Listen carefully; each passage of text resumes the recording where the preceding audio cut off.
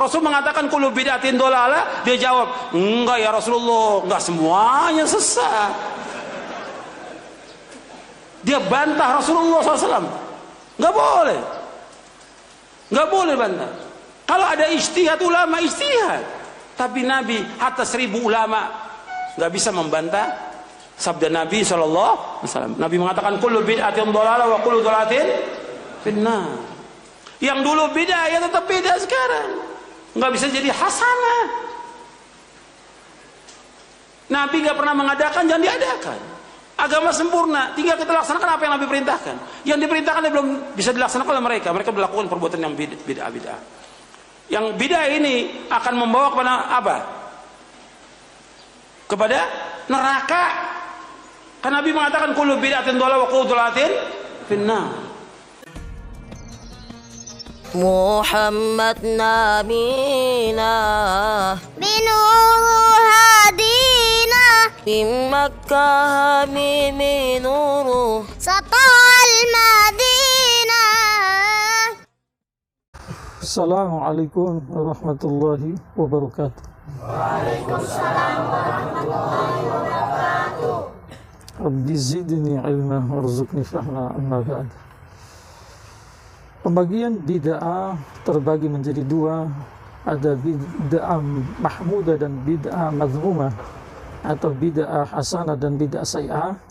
Bukan terjadi di zaman sekarang, bukan ulama-ulama zaman sekarang yang buat itu, tetapi aslinya sudah ada di zaman Nabi, sudah ada di zaman sahabat. Pembagiannya itu nanti setelah zaman sahabat. Di zaman tabi'in sudah ada pembagian dan seterusnya. Jadi pembagian terbagi menjadi dua tadi itu terjadi setelah zaman sahabat. Maka klaim orang-orang Wahabi mengatakan bahwa sesungguhnya semua bid'ah mau sayyi'atkah, mau hasanatkah, ujung-ujungnya jadi ahli neraka. Secara tidak langsung, na'udzubillahi min dzalik, mereka telah menuding siapa? Orang yang hidup bersama Nabi. Bahkan bisa juga menuding Nabi, tapi tidak sadar. Karena pembagian ini ya sumbernya dari hadis juga. Hadis-hadis yang mereka pakai untuk menghantam, menghajar orang-orang aswaja itu, bahwa bid'ah hanya satu saja, tidak ada hasanahnya itu, maka kamu jadi ahli neraka sebagaimana sabda Nabi SAW. Justru hadis itu di dalamnya tersirat kalau bid'ah itu terbagi menjadi dua.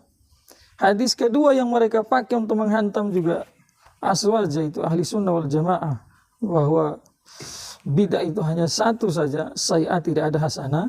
Hadis yang kedua itu ditakhsiskan sama hadis yang lain, sehingga yang awalnya tadi di situ ada bid'ah mahmudah dan mazmumah seharusnya jadi ahli neraka, tetapi ada dalil khusus yang mentakhsiskan itu hadis, sehingga keluarlah bid'ah mahmudah dari apa?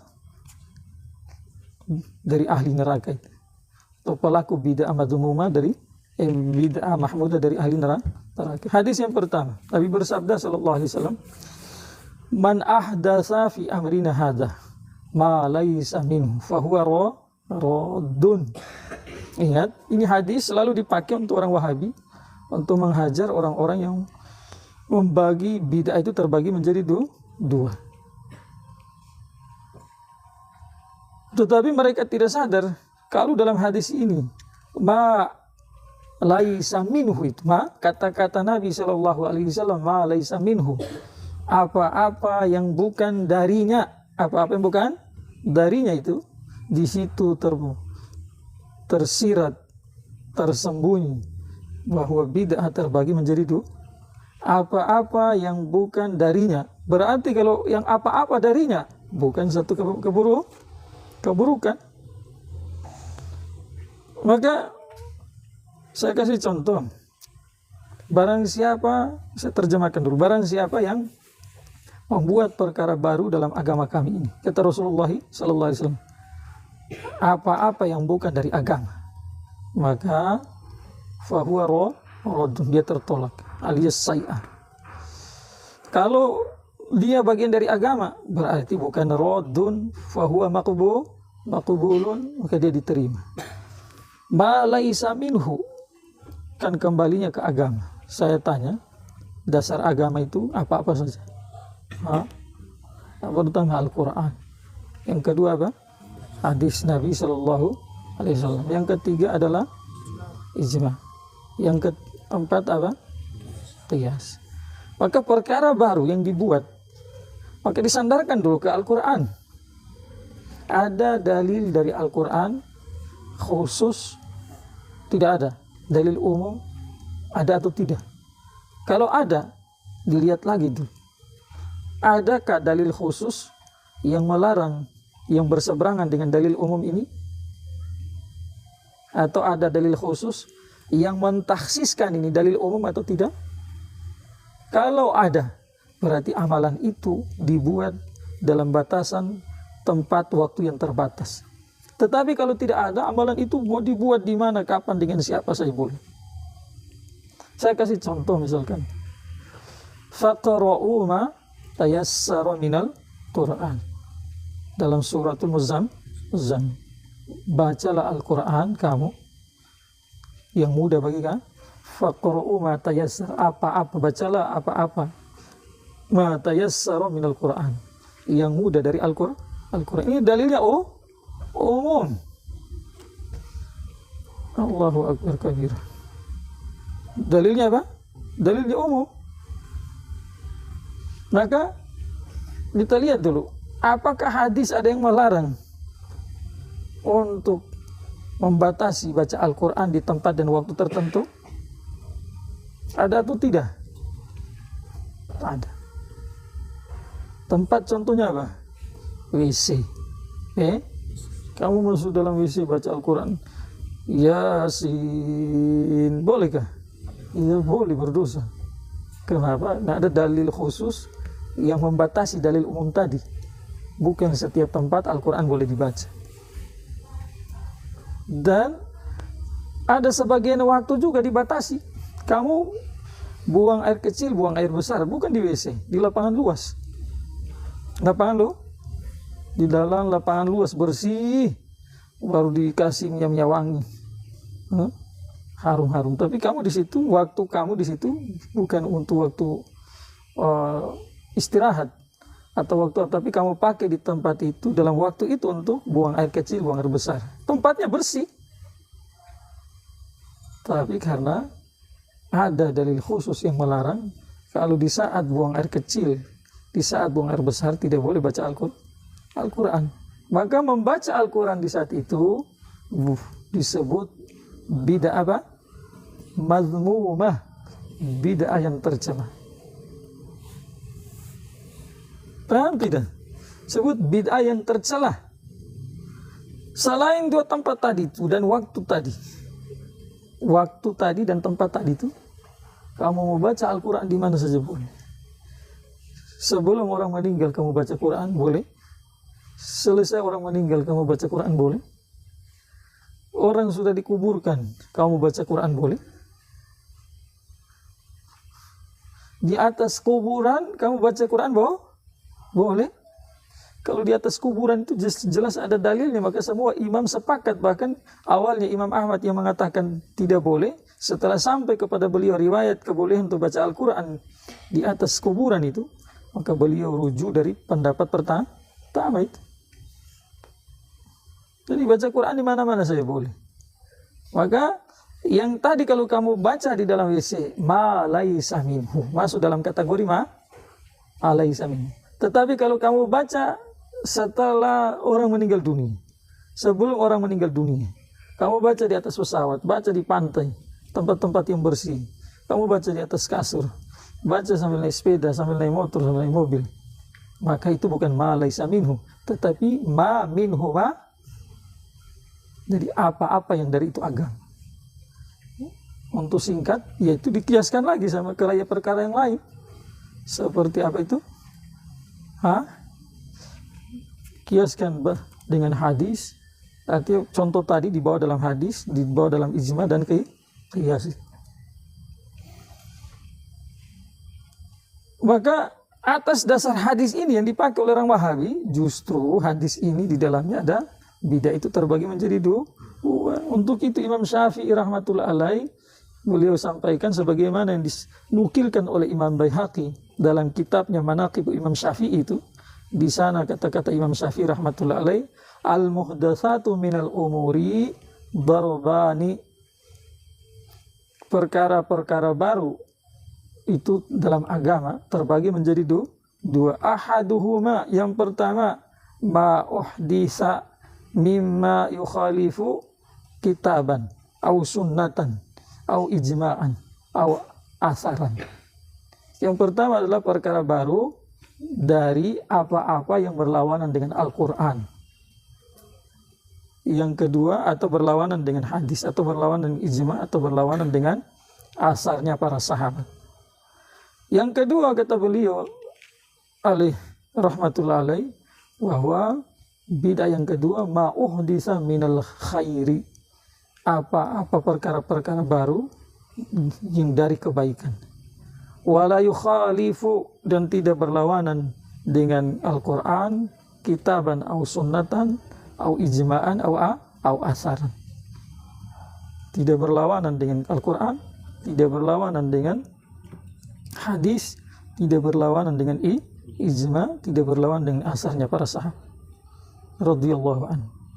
Maka yang kedua ini disebut bidah apa? Bidah hasanah. Jelas ya?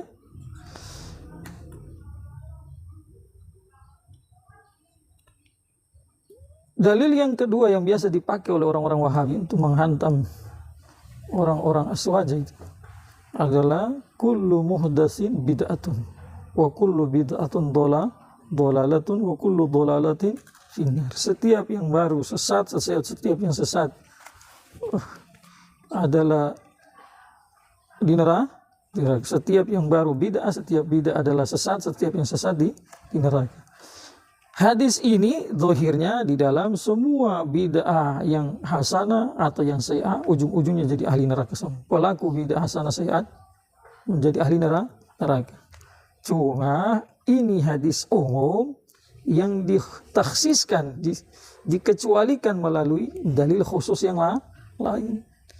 Sebagaimana kamu lihat, makna kul itu tidak selamanya bermakna semua atau setiap. Dalam Al-Quran Allah katakan dalam surat apa itu?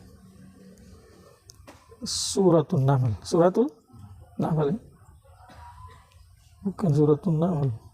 Iya, Suratul. Di sana ada dua dipakai kulit. Satu, wa utiyat min kulli syai'in walaha arsyun azim. Allah kisahnya siapa?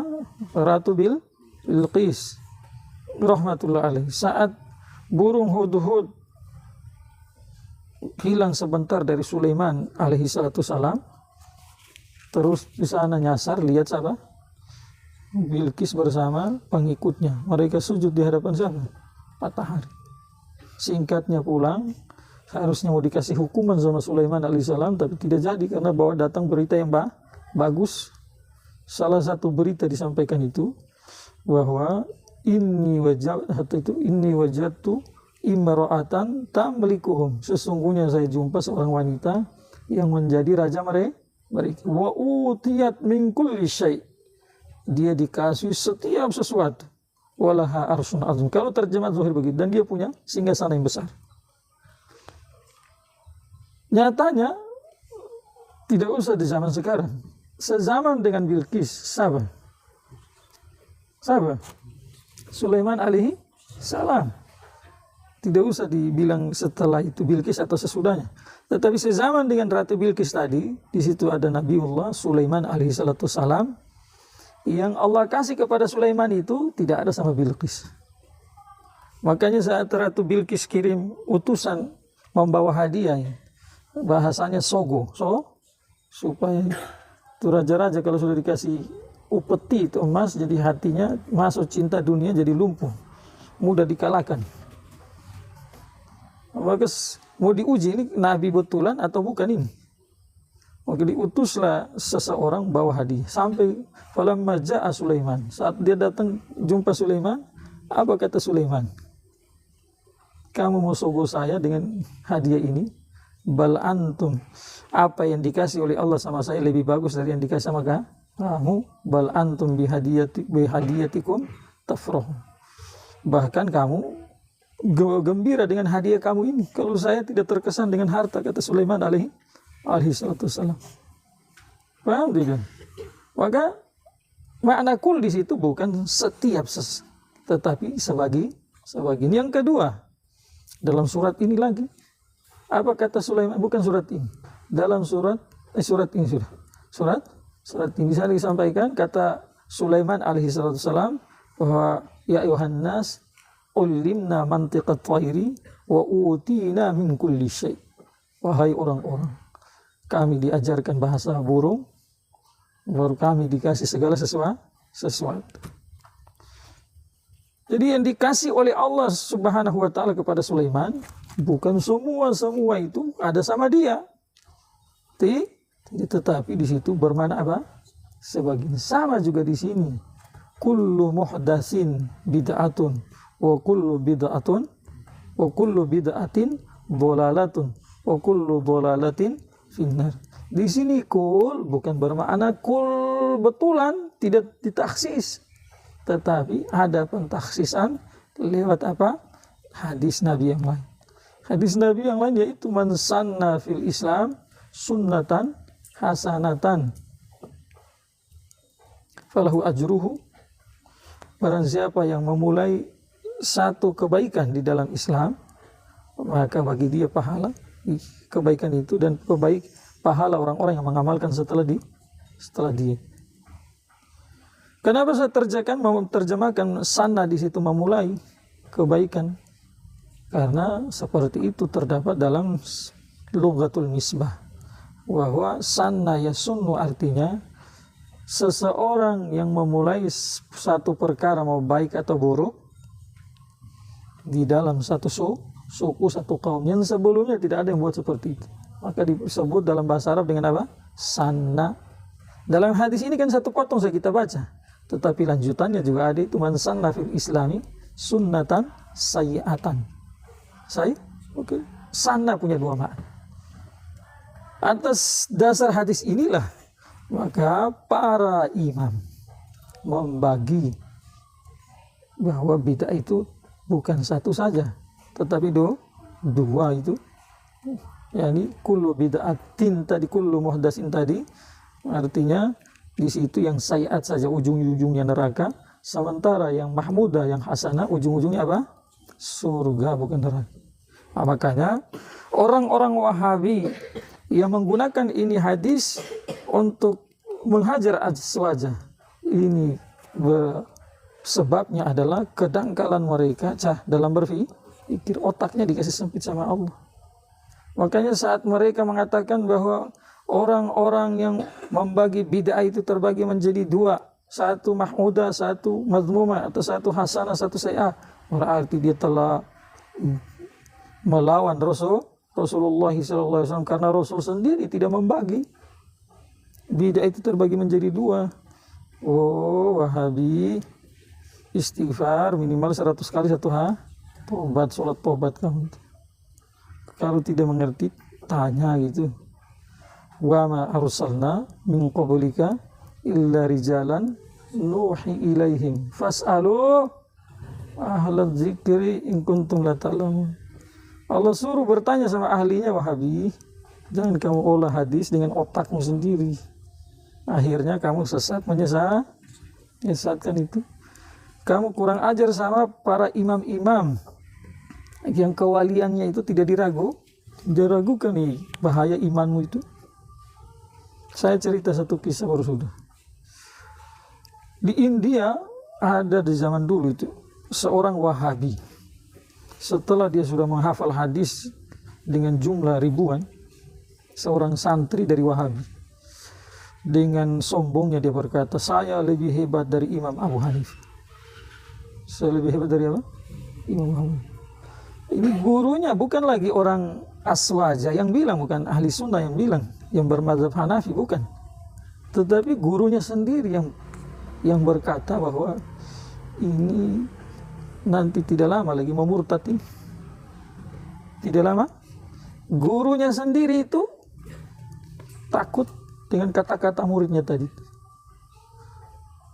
Murid-murid yang dengar guru Wahabi tadi berkata mengenai muridnya seperti tadi, ya, muridnya mendengar bertanya sebabnya apa itu. Maka kata gurunya bahwa dalam hadis qudsi itu Allah berfirman, man adali waliyan faqad azantu lahu bil harbi. Barang siapa yang memusuhi kekasihku, maka saya ilang perang sama dia. Maka kata gurunya itu, sebagaimana dua negara berperang satu sama yang lain, ada yang mau diambil berharga, mau dia rampas, mau dia kembalikan, dia mau kuasai, maka dia perang itu negara itu.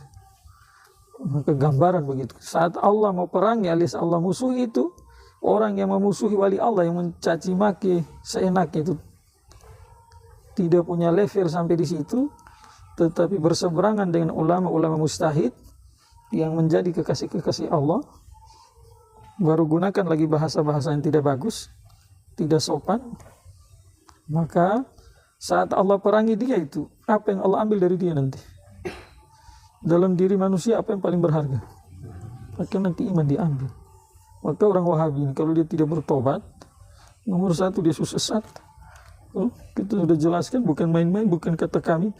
Jadi kami dalam menjelaskan ini bukan benci sama orang Wahabi, tidak, karena mereka sudah memulai dan tidak sedikit sebab fatwa-fatwa sesat mereka itu banyak orang yang kasihan sudah tergiring dalam kesesatan. Maka menjadi tanggung jawab kita untuk meluruskan, untuk apa kita belajar. Dan kalau hanya dia berkoar-koar di dunia maya itu menyebarkan kesesatan, kalau tidak ada yang membantah dia itu, nanti orang bilang itu sudah yang betul, padahal itu bukan yang salah itu.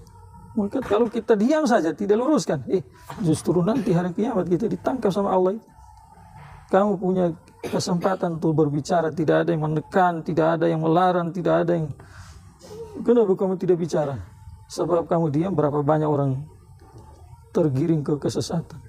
Sekarang kita sudah bicara, yang sudah sesat tidak mau kembali, atau ada yang belum sesat tetap juga mau ikut pada kesesatan. Wa ma alaina illal balagh. Kita tidak bisa memaksa, tugas kita sebatas itu saja, menyampaikan doa. Semoga bermanfaat. Subhanallah.